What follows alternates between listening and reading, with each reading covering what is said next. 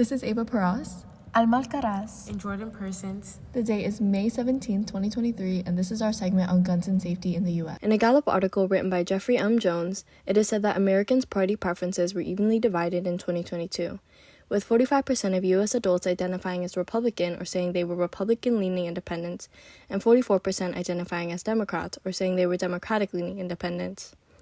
Democrats and Republicans are continuing to disagree on certain topics, which only further divide themselves from each other.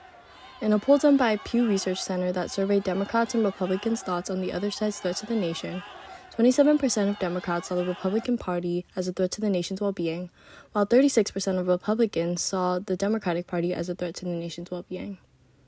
One of the many topics that has created division between the two prominent parties has been gun control and safety. In another poll done by Pew Research Center, which recorded whether or not Democrats and Republicans thought there should be stricter gun laws, 81% of the Democrats said yes, while only 20% of the Republicans said yes. The overall big lie is that people should be able to freely own firearms for their own safety. People believe that the best way to protect yourself is through ownership of a gun.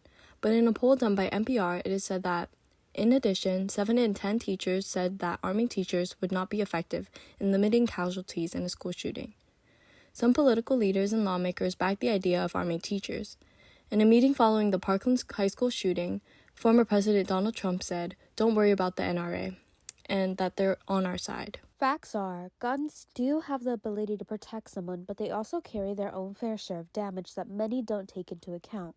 After reading an extensive research on the pros and cons of gun safety, a user summarizes. We'll kill people with guns. Yes, we should try to invest money into gun education and mental health, but we should also put forth gun control laws that are shown to reduce deaths. Secondly, guns don't make violence happen. This is downright wrong. According to the article you're commenting on, a woman's risk of being murdered increases 500% if a gun is present during a domestic dispute. Also, Pro 11's title is "The Presence of a Gun Makes a Conflict More Likely to Become Violent." Finally, yes, people can kill people with knives and blades, but it is much less effective. Not having a gun will firstly make it a whole lot harder to kill someone, but secondly, prevent mass murders.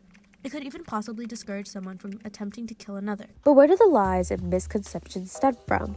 How did this fear go rampant for so long? Although there are many cases as to how this has happened, whether it's strategies used by politicians to garner a more loyal audience or a tactic used by companies to money grab, one large factor is the NRA, or the National Rifle Association, who use fear-mongering tactics to warp the beliefs of their viewers. A direct quote comes from Wayne Lapierre, an executive vice president and CEO of the National Rifle Association. As millions of Americans search for meaningful solutions, what do we find?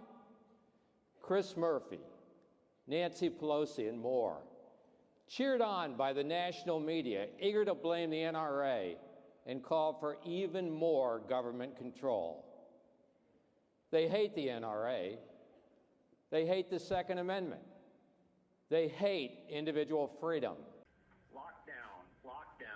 This is an emergency alert. Looking at news articles, you'll tend to see major keywords that are known to catch people's eyes and stir up debate and argument.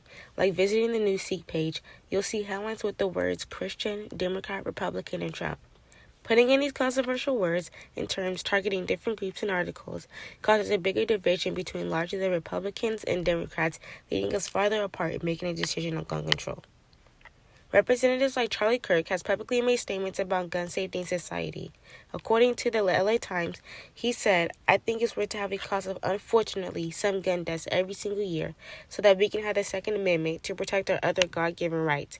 The Los Angeles Times says that Republicans, and many white Republican men, deny and don't address the dangerous sides of gun in this society. In the Los Angeles Times, Mike DeCamille, director of Berkeley IGS Post, says Republicans are not expressing nearly as much concern about it as Democrats. Republicans continuously deny the dangers or blatantly push over the risks and dangers of guns in this society. According to Everytown.org, there is a myth and fact to gun safety in society, specifically arming teachers. Everytown says the myth is armed teachers will keep students safe, and the fact is arming teachers will give students easy access to guns.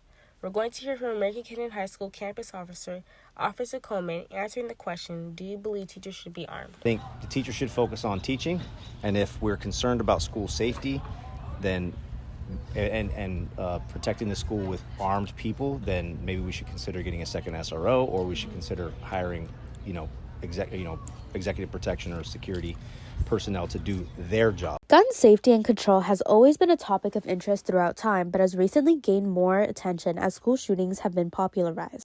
Sources from theconversation.com says, as of 2020, California and Florida out of 34 states has a total of 18 and 12 mass shootings, more than anywhere else.